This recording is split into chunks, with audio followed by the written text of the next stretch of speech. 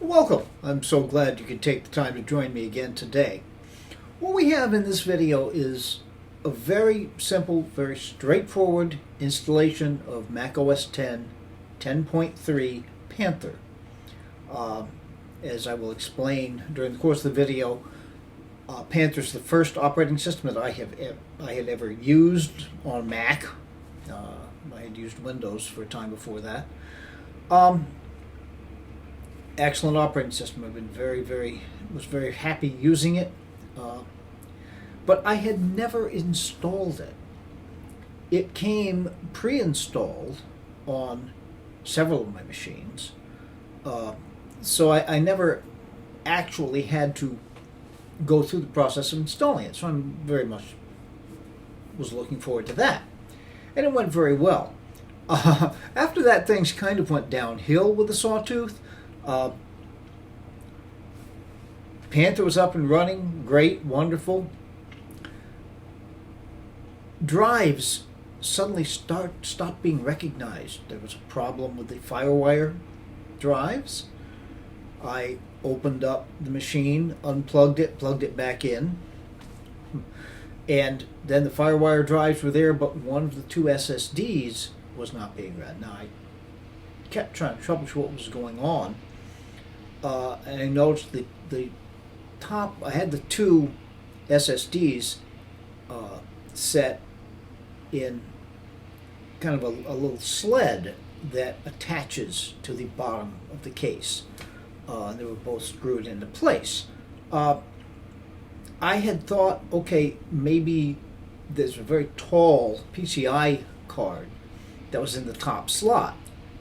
Yeah, that's okay. That may be pressing down and actually disconnecting the adapter from the SSD. So I moved that.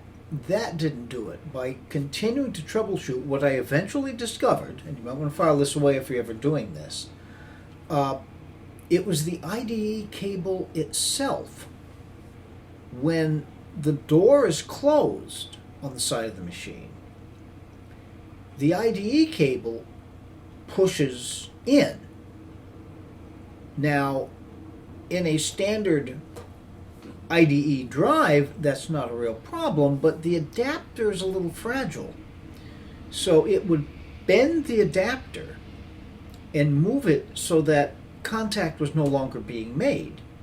I eventually had to set the top SSD in loose. I jury-rigged it so that it actually slides back and forth a little bit as the door is opened and closed, and it stays connected. The things we go through. Well, I hope you enjoyed this installation video of Panther. I certainly enjoyed doing it myself, and we'll get right to that, won't we? Okay, here we are on the Tiger desktop. On the Sawtooth, I have reconfigured things to an extent, so there aren't quite as many icons here. There's still a lot, because of course there's one for every operating system I have installed, and it's a lot. From oldest to newest, OS 9, Cheetah,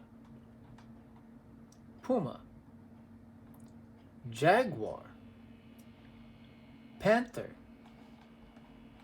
Tiger, and Leopard. From OS 9 up to Leopard, all of the operating systems that will run on a PowerPC Mac. Now, actually at this point, Panther is not installed. This machine came with Panther pre-installed. I have been meaning to reinstall it with a clean install of Panther, so we're going to do that now. The optical drive on the Sawtooth has decided not to work, so we still have the PowerBook in target disk mode. So I put the first Panther CD in. Panther was the last of the macOS operating systems that came only on CDs. Spinning up now, it's going to take a while. And here we are. So rather than just clicking on install Mac OS, because that doesn't often work very well, we'll go to startup disk. And of course, there's a lot of options here. And so many operating systems on the machine.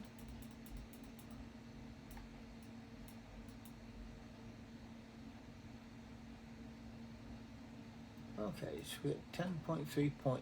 I'm going to do some updating from that, but that's okay. Let's restart. And it is an optical drive. It will take a while.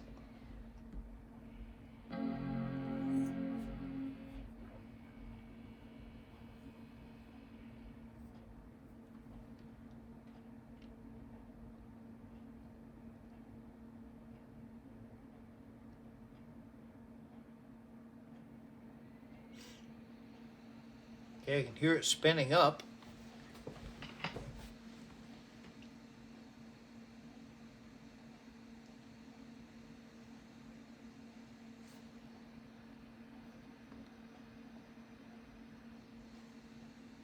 Got the screen angled from me and the keyboard, so it's a little easier to type and move the mouse if I need to, but a little more awkward to see the screen.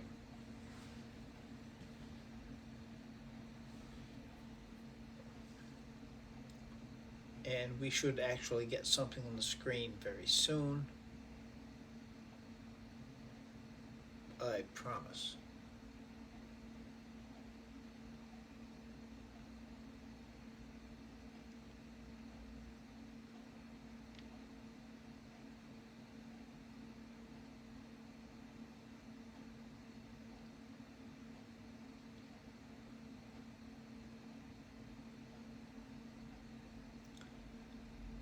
Now, of course, we can look at this and complain about how slow the optical drives are and why those poor people back in the day had to deal with installing operating systems this way. Let's not disregard the amount of time it takes to download a new version of the operating system. Okay, this actually came up relatively quickly. Of course, English for the main language.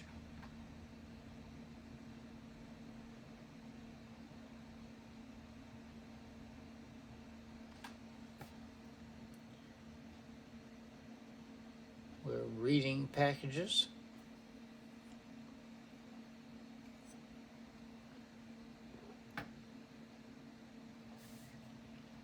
Okay, continue.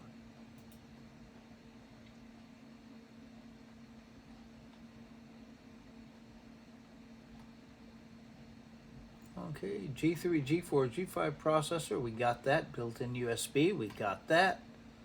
A built-in display or display connected to an Apple-supplied video card. Well, we got that. Yeah, we got everything.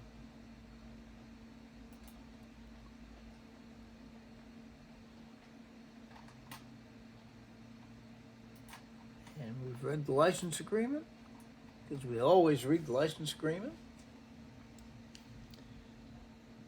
And there's a zillion possible disks on which we can install. Mostly, there are 3 disks in the machine.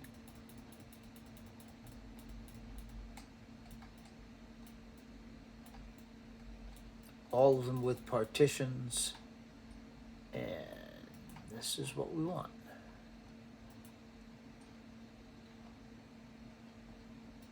Customize. Get rid of the language translations of hello. Just get rid of the language translations. Additional speech voices. We don't want that. What are the additional applications? Internet Explorer. Stuff It. iTunes, iMovie, iPhoto, iSync. Yeah, I'm tempted to get rid of Internet Explorer, but just for giggles. All right. fonts. Oh, we don't want additional Asian fonts. Okay. Printer drivers.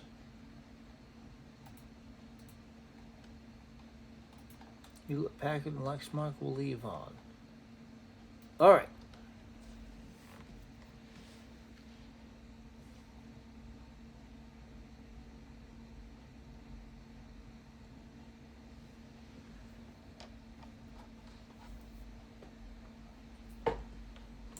Pardon me if I jiggle the camera.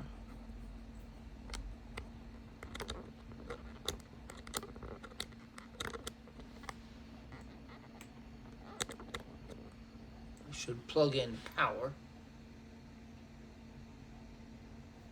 since this could take a while. I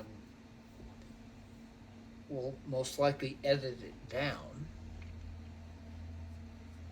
I'm sure I've mentioned that Panther was the first operating system on a Mac that I ever used, on the iMac G5 that my mother gave me. But I've never actually installed it in a machine. Always came pre-installed. I believe on the Mac Mini that I had and on the PowerBook that I had, all of which were later upgraded to Leopard.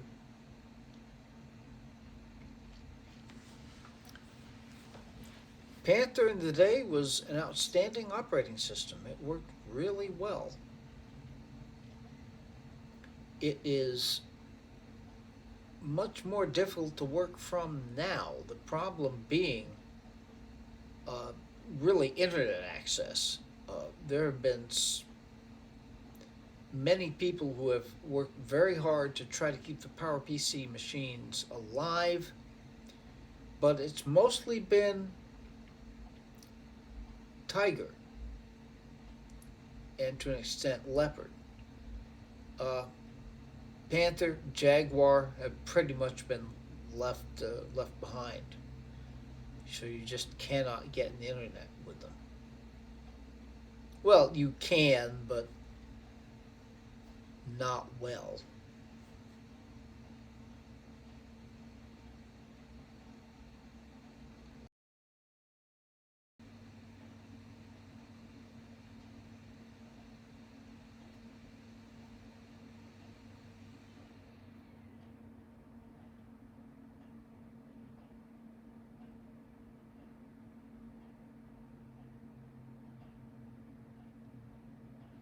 The optical drive and PowerBook just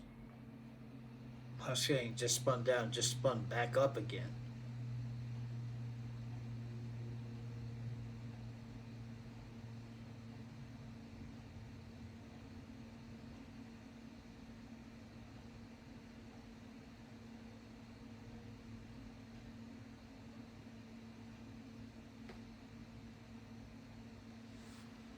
That's interesting.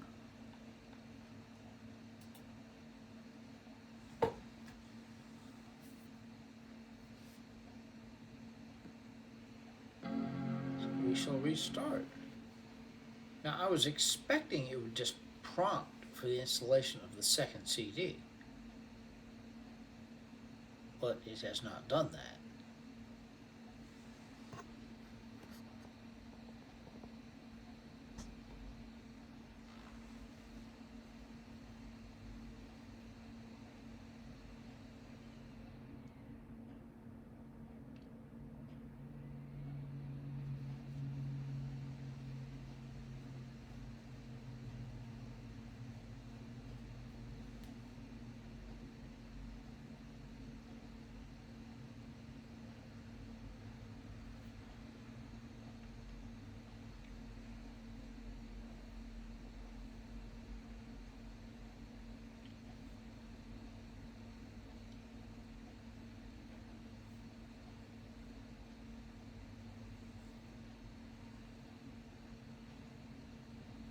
Oh, okay.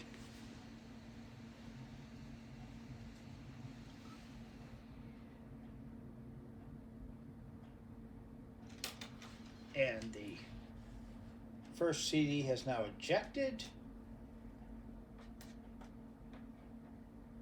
I am inserting the second CD.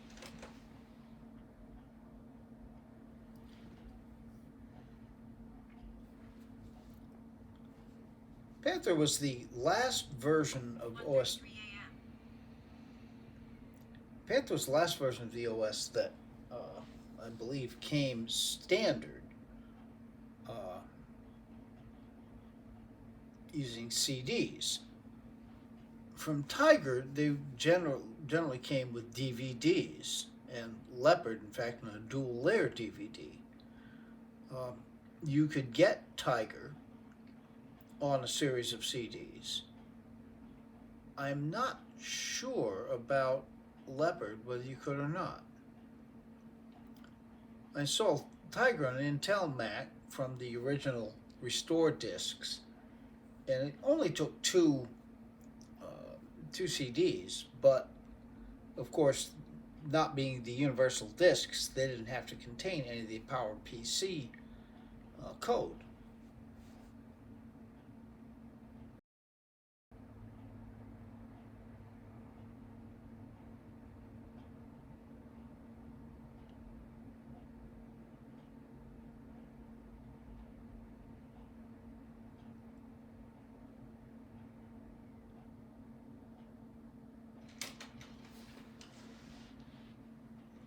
And CD2 has just ejected.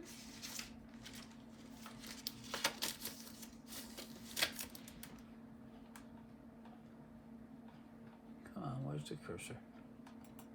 There we go.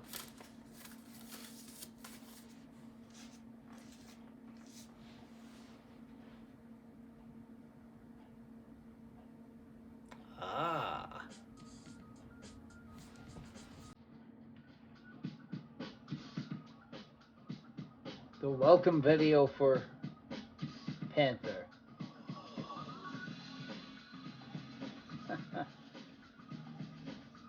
There is a third CD which probably contains the language packs that I deselected. We're not going to transfer, we'll set this up cold. Okay.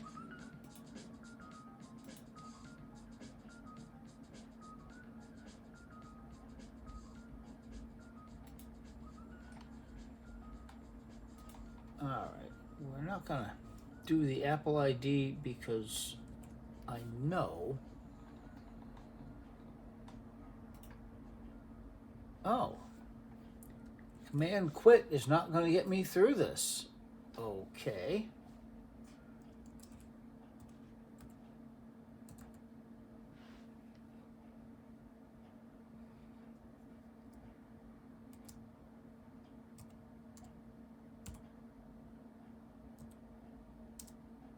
Typing one-handed while I block off the screen here.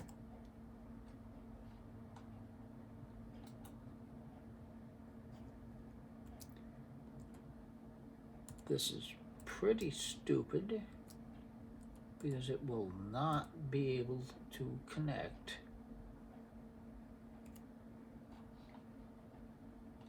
Just click continue.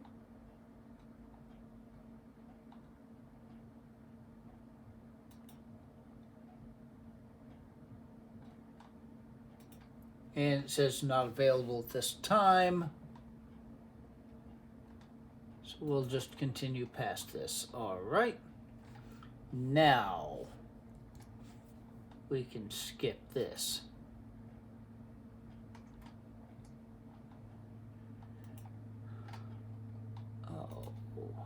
Oh yeah, we do have to create an account, don't we?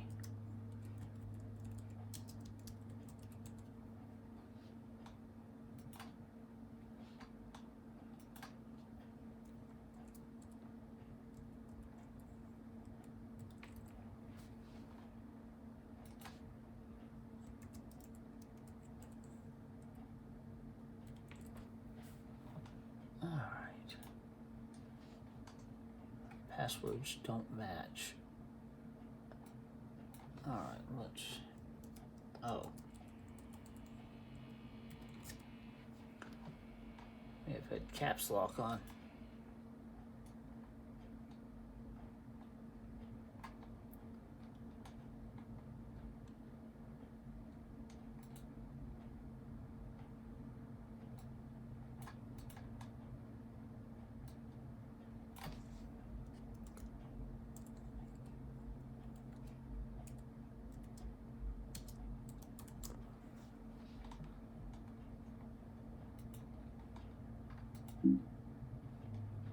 Okay.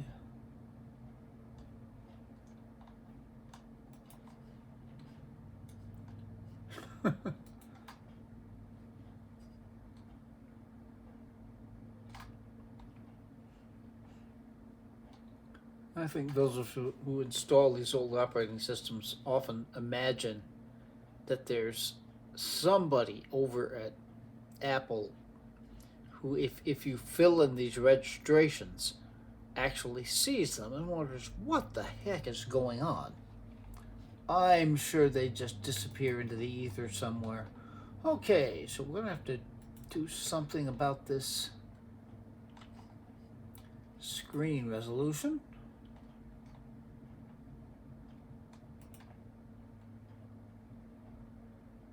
Much better. Okay, now. See, these are all out. Let's eject this. And I'm going to power the PowerBook down. Its job is done for the day. All right. So, looking up at About This Mac. Whoops. It's find About This Mac.